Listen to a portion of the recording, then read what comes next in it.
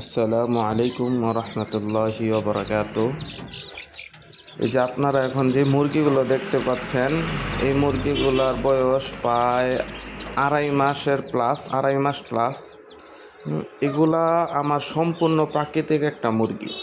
এগুলাকে আমি কখনো ফিড বলেন, তারপরে বলেন ভ্যাকসিন বলেন, কিছুই করি নাই।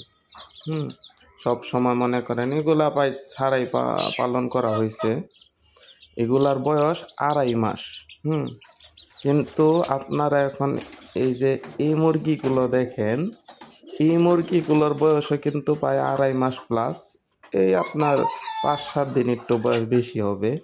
কিন্তু এগুলো সম্পূর্ণ ফিড খাওয়ানো এবং কি যত ভ্যাকসিন বলেন সব কিছু দেওয়া। এগুলা দেখেন, আর আপনাদেরকে যে আগের মুরগিগুলা দেখালাম, ওই দুইটা মুরগির মধ্যে পার্থক্য একটু। তো এই পার্থক্য দেখে আপনারা নিজেই বুঝতে পারতেছেন যে ফিড আর প্রাকৃতিকভাবে পালন করা মুরগির মধ্যে কতটা তফাৎ। তো সবাই ভালো থাকবেন, সুস্থ থাকবেন।